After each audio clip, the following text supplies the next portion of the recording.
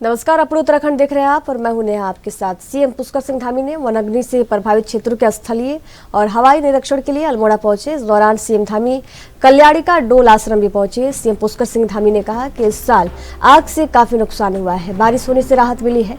आने वाले साल में जंगल की आग से निपटने के लिए कार्य योजना बनाई जाएगी। इस दौरान सीएम धामी ने कल्याणी का डोल आश्रम में भी श्री यंत्र पूजन, आचार्य पीठ का शुभारंभ और कन्या पूजन किया।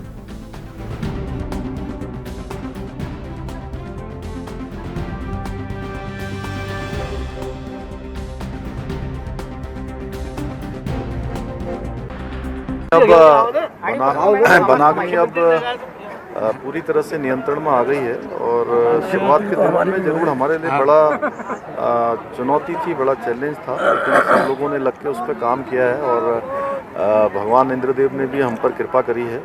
आगे भविष्य में वनाग्नि न हो उसके लिए फायर लाइन हम बना रहे हैं और पूरे साल भर का जो प्लान होता है उस प्लान पर भी काम कर रहे हैं। 5 लोगों की मौतें हुई अल्मोड़ा विकास। वन विभाग बिल्कुल लापरवाह नजर आया। उस पर काम चल रहा है, क्योंकि पहले ही कुछ लोगों पर कार्रवाई हुई है, आगे भी अभी काम चल रहा है, लेकिन भविष्य में ऐसी घटनाएं न हो उसके लिए हम ठोस प्लान बना रहे हैं। वार्षिक सम्मेलन देखे पूज्य बाबा जी का, पूज्य कल्याणदास जी महाराज लगातार उन्होंने इस डोल आश्रम के माध्यम से पूरे भारत को, पूरे विश्व को हमारे उत्तराखंड से जोड़ने का काम किया है। यहाँ पर बहुत दुनिया का सबसे बड़ा संयंत्र स्थापित है, एक बहुत बड़ा आध्यात्मिक केंद्र भी है।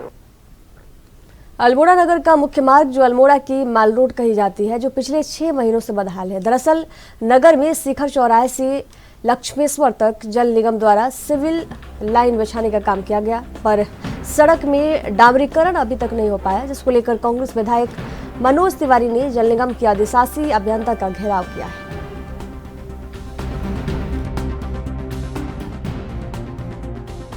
ये अल्मोड़ा नगर के सीवरेज की व्यवस्था को लेकर सीवरेज का पैसा स्वीकृत कराया था और उसका निर्माण कार्य प्रारंभ किया था जनहित को देखते हुए और जनता की मांग को देखते हुए। लेकिन जो कार्य अपनी जो समय अवधि थी उसमें पूर्ण हो जाना चाहिए था, समय अवधि में पूर्ण हो जाना चाहिए था, नहीं हो पाया और जिससे वहाँ के व्यापारियों को व्यवसाय बहुत प्रभावित हुआ। वहाँ रहने वालों के को धूल से बहुत ज़्यादा सामना करना पड़ा। इन सारी चीज़ों को देखते हुए हमने विभाग के अधिकारियों को हमने वहाँ पर चक्का जाम भी किया, जिसके तहत हमारे ऊपर केस भी दर्ज हुए और उसके पश्चात विभागीय अधिकारियों द्वारा 12 तारीख का तिथि निश्चित की गई थी, लेकिन बारिश के कारण और कुछ अन्य के कारण विलम्ब हुआ और आज हम जल निगम के कार्यालय में आए और अधिशासी अभियंता का घेराव किया और ये तय किया था कि अगर काम प्रारंभ नहीं होगा तो हम यहाँ पर धरने में बैठेंगे और जब तक नहीं होगा। लेकिन आज जल निगम के अधिशासी अभियंता द्वारा लिखित हमें आश्वासन दिया है कि सरफेस ठीक होने के बाद 24 तारीख की सुबह से ये कार्य प्रारंभ हो जाएगा और 3 दिन में वहाँ पर एसडीबीसी और बीएम का काम पूर्ण हो जाएगा। उनके इसी आश्वासन को, लिखित आश्वासन को देखते हुए हमने अपने इस धरने को यहाँ पर समाप्त किया है और उनको कहा है कि अगर 24 तारीख को काम प्रारंभ नहीं होगा। गुरुद्वार को बुद्ध पूर्णिमा के स्नान को देखते हुए आईजी गढ़वाल हरिद्वार पहुंचे, जहां उन्होंने विश्व प्रसिद्ध हर की पौड़ी पर पहुंचकर स्थिति का जायजा लिया। बता दें कि बुद्ध पूर्णिमा के स्नान पर देश के अलग अलग राज्यों से भारी संख्या में भीड़ आने की संभावना जताई जा रही है, जिसको देखते हुए संपूर्ण मेला क्षेत्र में पर्याप्त पुलिस बल तैनात कर दिया गया है। शहरवासियों को जाम से निजात दिलाने के लिए पूरी व्यवस्था कर ली गई है। पिछले वर्ष की भांति इस वर्ष ज्यादा भीड़ आने की संभावना जताई जा रही है।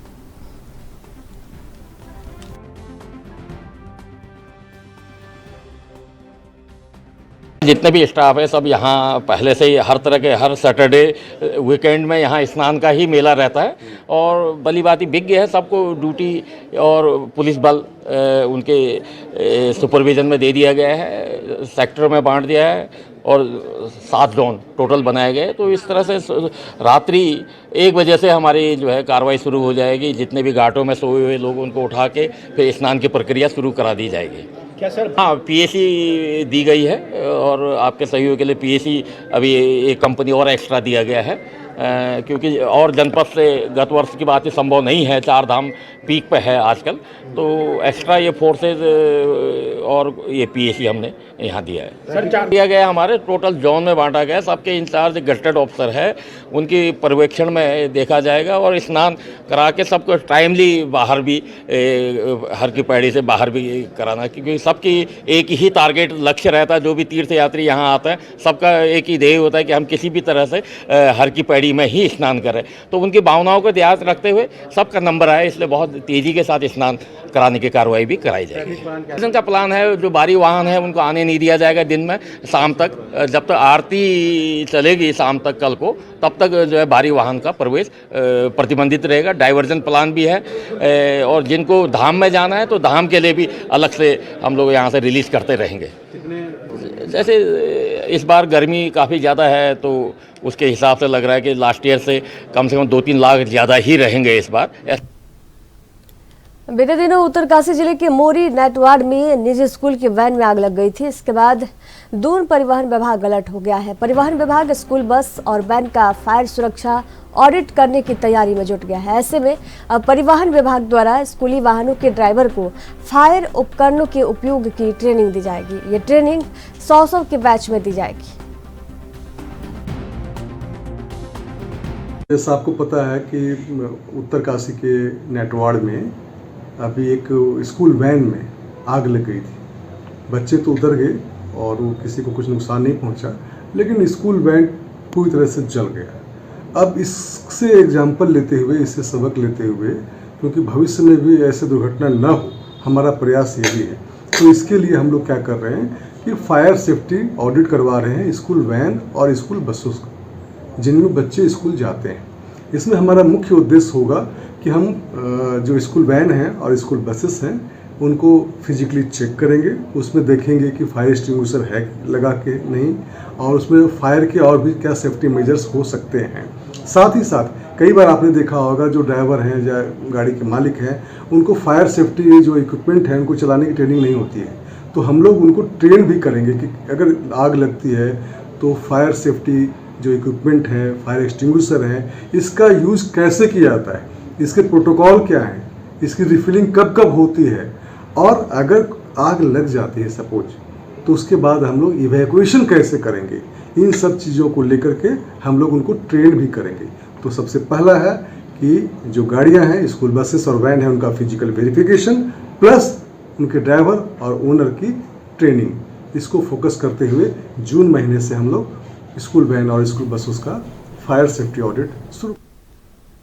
रायवाला में चेकिंग के दौरान पुलिस ने एक लोडर वाहन से 43 पेटी शराब और बियर अवैध रूप से परिवहन होते हुए पकड़ा है। पुलिस ने लोडर वाहन के ड्राइवर को शराब और बियर की तस्करी करने के आरोप में गिरफ्तार कर लिया है। पुलिस ने शराब तस्करी में वाहन को कब्जे में ले लिया है। आरोपी के खिलाफ पुलिस ने मुकदमा दर्ज कर अपनी जांच शुरू कर दी।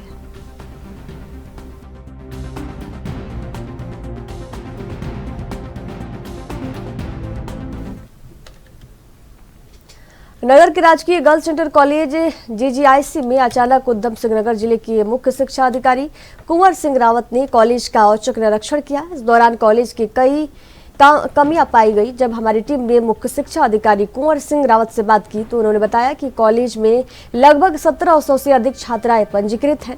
करीब 250 छात्राएं प्रवेश के लिए प्रतीक्षा में लगी हैं। विद्यालय में 28 कक्ष हैं, जिसमें एक कक्षा में 100 से अधिक छात्राएं बैठ रही हैं।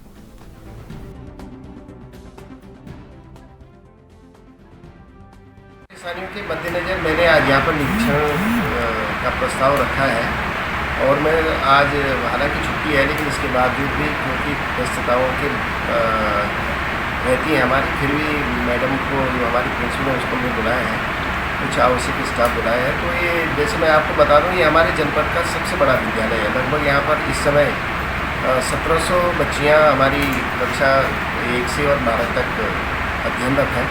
निसंदेह मैंने जब जानकारी प्राप्त हुई उनके पास अभी मात्र 26 ऐसे कक्षा हैं जहाँ पर ये पठन पाठन करवा सकते हैं और वो करवा भी रहे हैं। निश्चित रूप से एक कक्षा में जो मानकानुसार हमारा सेक्शन है 60 का होता है मैक्सिमम, और यहाँ पर 100 बच्चे भी किसी कक्षा में बिठाने पड़ रहे होंगे। ये इसका कारण ये है कि एक कक्षा कक्ष नहीं है, दूसरा बिंदु हमारा ये है कि हम इसको दो प्रकार से डेवलप करने का विचार कर रहे हैं। पहला ये है कि हम या तो यहीं काशीपुर क्षेत्र में एक नज़दीक कोई नया इंटर कॉलेज, बालिकाओं का इंटर कॉलेज खुलने का प्रस्ताव करें। सब प्रस्ताव शासन को भेजा जा चुका है और इसी के संदर्भ में सर आए निरीक्षण करने, शीघ्र ही इसका निस्तारण कर दिया जाएगा। नहीं, लैब में बिल्डिंग चूती नहीं है सर, बिल्कुल बिल्डिंग नहीं, कमरे हमारे कोई भी चूता नहीं है, कमरे ठीक अवस्था में हैं। पर ये पुरानी बिल्डिंग है, अपने घर में ही थोड़ा बहुत हो जाता है, ये तो पुरानी बिल्डिंग है सर, लेकिन यहाँ चूते नहीं हैं। बारिश में पानी जरूर भर जाता है, चूँकि बाहर के नाले से, बाहर का ये नीचा हो गया, सड़क ऊंची हो जा रही है, इसलिए पानी जो भर जाता है, लेकिन कमरों में चूता नहीं है। कुल कमरों की थोड़ी कमी है और विभाग द्वारा उसके लिए प्रयास भी किया जा रहा है और शीघ्र ही हमारे कक्ष बन जाएंगे बच्चों के। चूँकि भाई बच्चा आ रहा है, हम अधिक हैं बच्चे संख्या में, ये है क्योंकि बच्चा पढ़ने यहीं आता है और हम उसे मना नहीं कर सकते, क्योंकि बच्चों की संख्या के बच्चों को वस्तुस्थिति मालूम, फिर भी वो यहाँ की पढ़ाई को देखकर। उत्तराखंड में भीषण गर्मी के बीच बीते 24 घंटों के अंदर कुछ हिस्सों में बारिश हुई, जिससे लोगों को कुछ हद तक राहत मिली है। वहीं मौसम विभाग ने एक बार फिर से मौसम का पूर्वानुमान जारी किया है, जिसके लेकर उत्तराखंड मौसम केंद्र के निदेशक विक्रम सिंह ने कहा कि पिछले 24 घंटों में अल्मोड़ा और पौड़ी जिले में अच्छी बारिश देखने को मिली है। साथ ही उन्होंने कहा कि थंडर स्टॉर्म एक्टिविटी में तेज बारिश हो सकती है और प्रदेश के गाड गदेरों में जलस्तर बढ़ सकता है और बरसाती नालों में भी तेज बहाव देखने को मिल सकता है।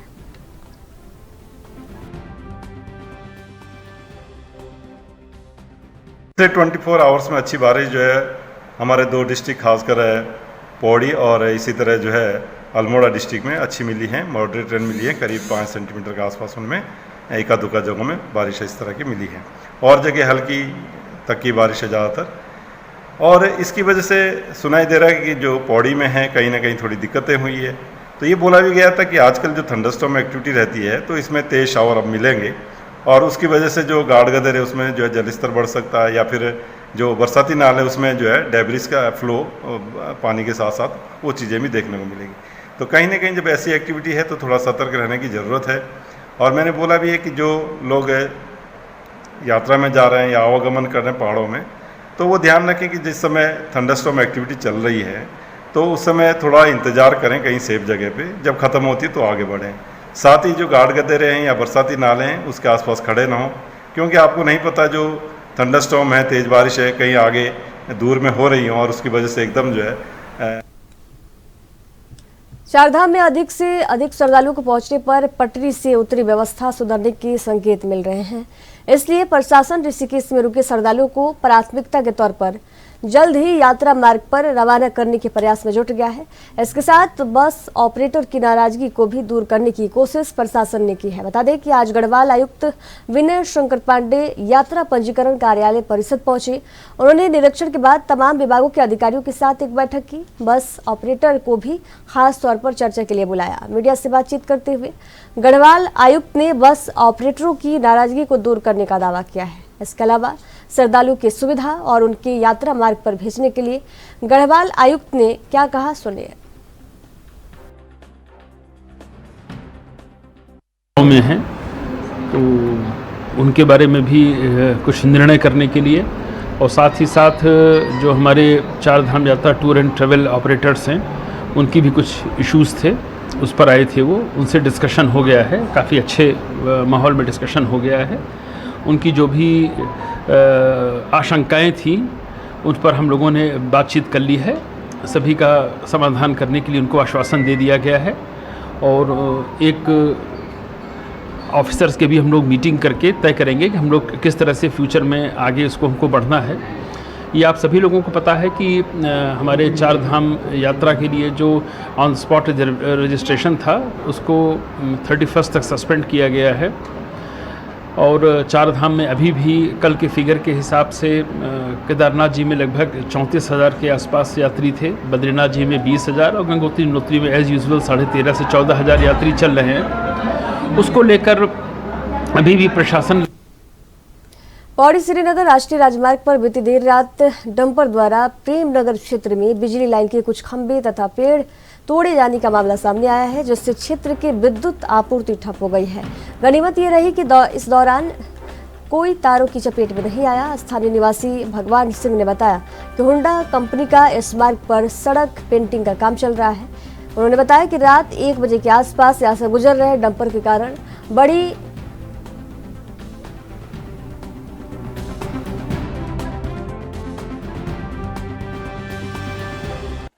हाँ, सोच रात को 1 बजे की घटना है ये।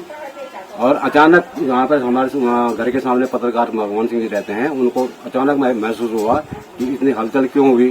तो उठे उन्होंने तुरंत सब जगह फोन किया कि घर के बाहर मत निकलना कभी लोग। और उन्होंने तुरंत जिलाधिकारी मतलब प्रशासन को सूचित कर दिया था।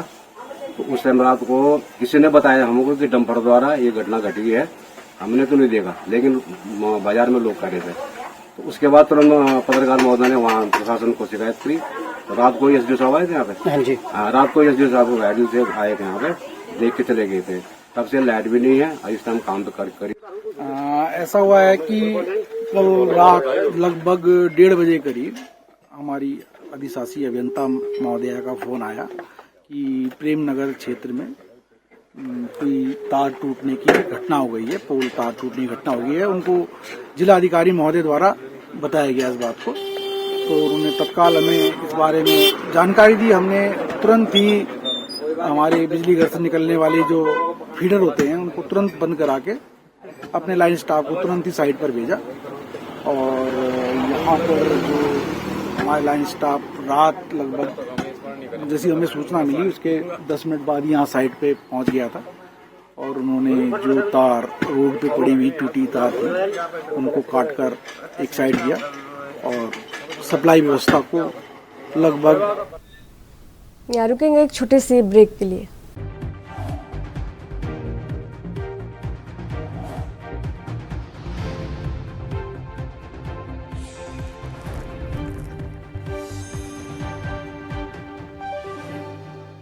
ब्रेक के बाद एक बार फिर से स्वागत है आपका। पौड़ी जिले के बांजरू क्षेत्र में भारी बारिश के कारण भारी नुकसान हुआ है।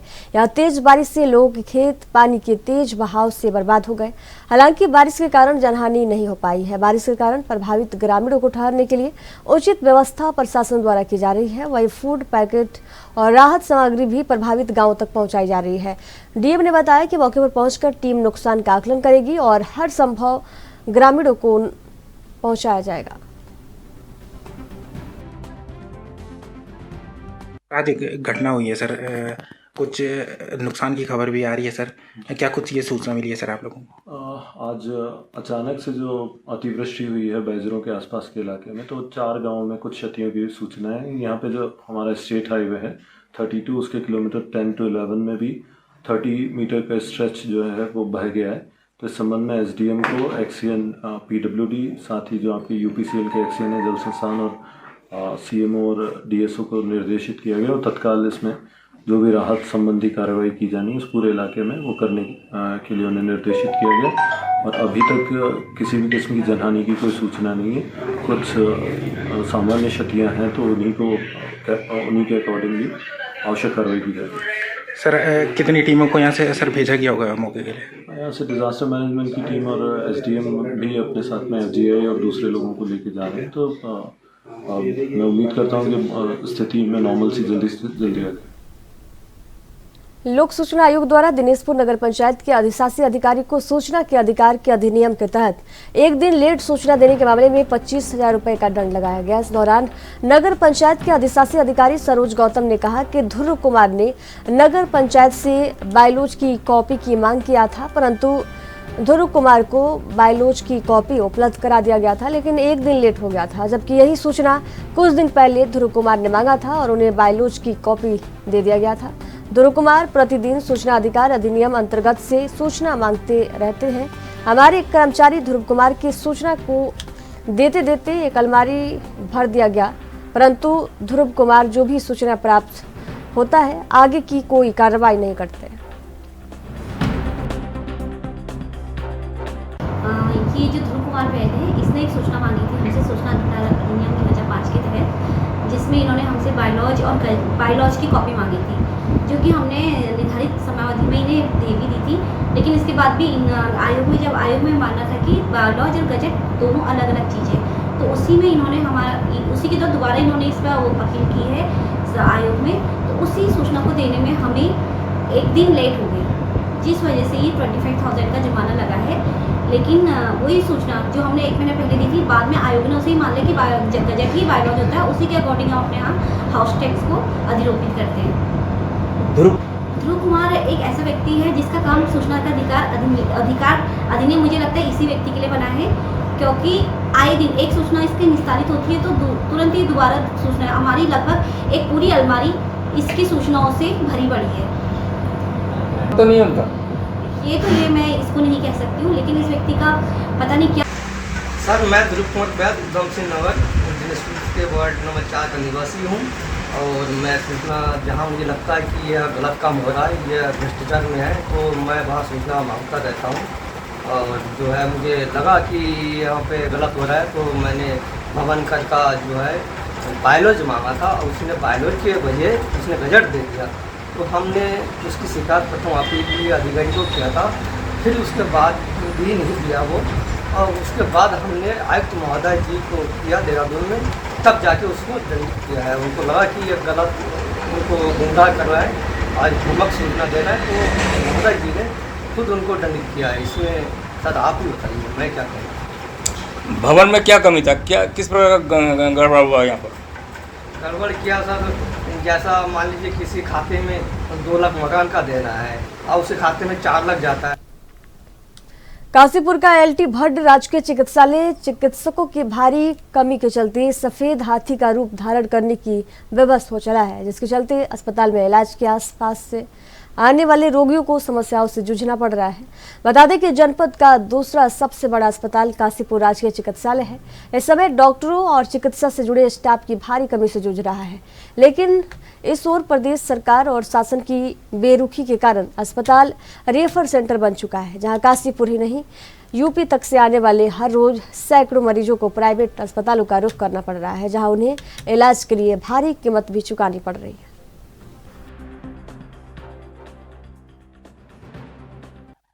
अस्पताल में जो मेन हमारे जो आई सर्जन है वो काफी समय लगभग 1-1.25 साल हो गया उनको, उन्होंने VRS ले लिया, तब से यहाँ पे आई सर्जन उपलब्ध नहीं है। थोड़ा जो आँख के मरीज आते हैं तो उनको थोड़ा परेशानी होती है, बाकी जो उनके नॉर्मल जो काम है मेडिकल के काम, जो आँख का विजन वगैरह, वो मैं स्टाफ नर्स के द्वारा करा देता हूँ, जिससे उनके बच्चों के एडमिशन और जो है DL वगैरह लाइसेंस की जो प्रॉब्लम ना हो, तो वो काम सुचारू रूप से चल रहा है। हमारे यहाँ पे अस्थि रोग विशेषज्ञ जो हफ्ते में 3 दिन बैठते हैं, सोमवार मंगल बुधवार को जबलपुर से आते हैं। ENT सर्जन हमारे पास अवेलेबल है। बाकी मेन जो हमारे जो है आई सर्जन की जो है प्रॉब्लम ज़्यादा है, और फिजिशियन तो हमारे यहाँ काफ़ी लंबे 14 साल से। हल्द्वानी का तराई पूर्वी वन विभाग उनकी भूमि में होने वाले अतिक्रमण को चिन्हित कर जल्द हटाने की कार्रवाई करेगा। अतिक्रमण को चिन्हित करने की कार्रवाई विभाग द्वारा शुरू कर दी गई है। प्रभागीय वन अधिकारी हिमांशु बाघरी ने बताया कि वन विभाग अतिक्रमण के खिलाफ पिछले 1.5 साल से लगातार कार्रवाई कर रहा है, और अभी भी विभाग द्वारा उनकी भूमि पर अतिक्रमण कर रहे अतिक्रमणकारियों को चिन्हित करने का काम किया जा रहा है। उन्होंने बताया कि चिन्हित करने के बाद अतिक्रमणकारियों को सबसे पहले नोटिस दिया जाएगा, और सभी वैधानिक प्रक्रियाओं को पूरी करने के बाद अतिक्रमण हटाया जाएगा। उन्होंने बताया कि हल्द्वानी के गौलापुर स्थित बागजाला में भी अभी चिन्हीकरण की कार्रवाई करने के निर्देश दिए गए।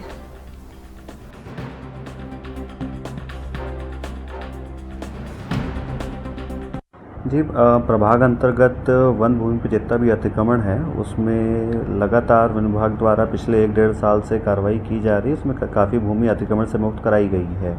उसी के क्रम में अभी भी बहुत सारे स्थानों पे अतिक्रमण चिन्हीकरण की कार्रवाई की जा रही है, और जैसे ही कार्रवाई हमारी पूर्ण होती है उन व्यक्तियों को नोटिस दिया जाएगा। नोटिस देने के उपरांत जो भारतीय वन अधिनियम 1927 है उसके प्राविधानों के तहत संपूर्ण लीगल प्रक्रिया पूरी करने के उपरांत निर्णय लिया जाएगा, जिसमें चिन्हीकरण की कार्रवाई अभी की जा रही है। तो एग्जैक्ट जो आपका डिटेल है, जब चिन्हीकरण पूर्ण हो जाएगा उसके बाद आपके कितने व्यक्ति हैं और कितनी भूमि अतिक्रमित है, वो उसके बाद एग्जैक्ट फिगर पता चल पाएगा।